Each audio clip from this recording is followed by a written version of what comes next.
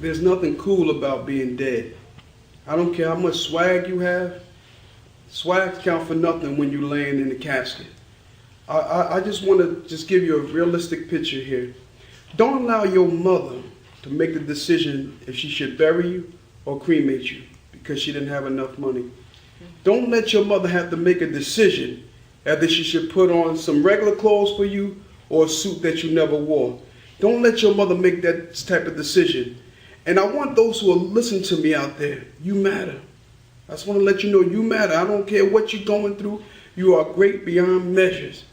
And I want you to follow me as I close out. I want you to think of yourself as I'm telling you this story. Everybody that's listening to me, I want you to picture you as the person I'm talking to.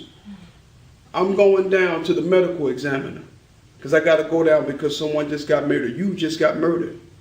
I want you to picture yourself laying in the cold room after they had just put the wire incision on you, move your organs and take your brain out.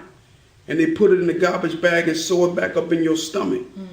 And I'm coming to pick you up. I pick you up from that cold refrigerator and bring you back to the funeral home. Now, once again, I want you to think this is you, nobody else. I want you to think it's you that I'm talking to. And I open up the bag, and when I open up the bag, your skull cap is kind of slid off to the side because they can't put it back tight. So you can see the separation between your head and your skull just laying to the side. And I bring you onto that cold embalming table, right?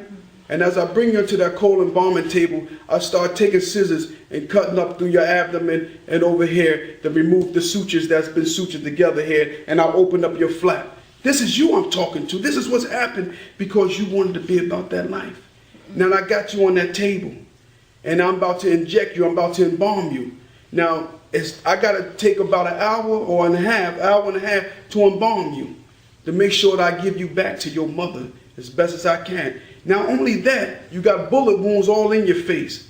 So I got to determine how I'm going to patch up those bullet wounds on your face so that your mother don't have to close casket.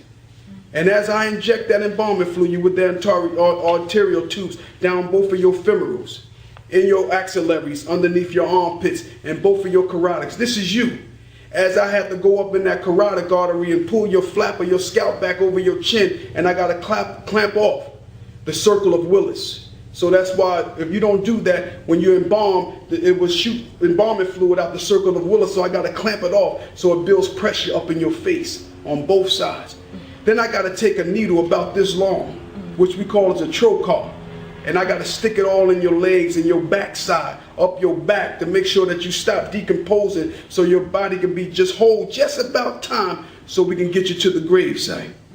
And then I'll take your organs out of that bag and pour some fluid on there to make it hard so it doesn't have a stench to it or odor to it. And then the day coming up to your viewing, this is you again I'm talking to. I got to sew you back up. So I put that bag back in your stomach, right? And as I sew you up, I got to put your skull together. So I got to drill holes into your skull and put Calivarian clamps on both of them so your skull cap don't slip. And sometimes if it's slipped and keep it in place, you can't put the brain because it's gone. We put newspaper, put some cotton into your cranium, and we suture you back up, right? Then now we got to dress you, put your clothes back on you, and put you in the casket to give you back to your mother. Do you want that? I don't think nobody with good common sense want that. And I know you don't want to put your mother through the pain and hardship of putting you in the ground. Because like I said, you may have homies on the street, but your homies ain't there when it's time to pay that bill.